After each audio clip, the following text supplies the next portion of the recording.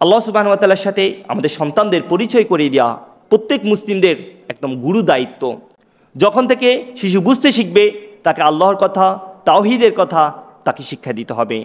ইসলামী দর্শন মতে, ইসলামী পরিভাষায়, ইসলামে আমাদের সন্তানরা একদম জীবনের শুরু থেকে আল্লাহ সুবহানাহু ওয়া তাআলা যখন তাদের পৃথিবীতে পাঠান তখন তারা ফিতরাতগতভাবে ইসলামের জীবনের উপর আল্লাহ সুবহানাহু ওয়া তাআলাকে বিশ্বাসের উপরে তারা এই পৃথিবীতে আসে।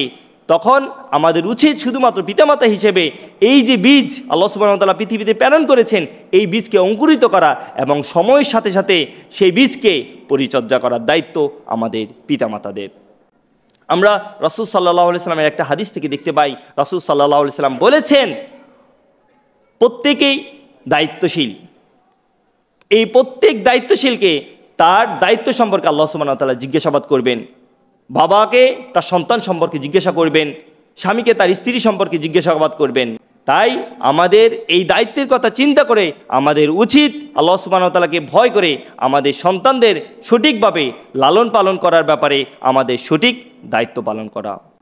তাছাড়া বর্তমান সময়ে সন্তানদের ইসলামিক সঠিক জ্ঞান দেওয়া আরও বেশি প্রয়োজনীয়তা অনুভব করছি, কারণ বর্তমান সময়ে আধুনিক মিডিয়া, ফিল্ম, গেম, কার্টুন ইত্যাদির মাধ্যমে আমাদের সন্তানদের ব্রেন ওয়াশ করা হচ্ছে, তাদের চরিত্র ধ্বংস করা হচ্ছে। এমন অনেকগুলো ব্যবস্থাপনা আমাদের বাংলাদেশের মতো কান্ট্রিতেও তৈরি হয়েছে যেগুলো আমাদের অভিভাবকদের চিন্তার দুয়ার খুলে দিয়েছে। তাই আমরা আমাদের সন্তানদের এই মুহূর্তে কোরআন এবং সুন্নাহর উপরে প্রতিষ্ঠিত করার জন্য সর্বাত্মক চেষ্টা চালিয়ে যাব ইনশাআল্লাহ।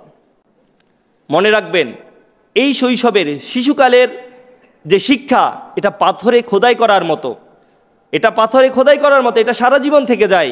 কিন্তু যখন আস্তে আস্তে বয়স বাড়তে থাকে তখনকার শিক্ষাটা হয়ে যায় পানিতে দাগ কাটার মতো, যেটা নিমিষেই ধ্বংস হয়ে যায়।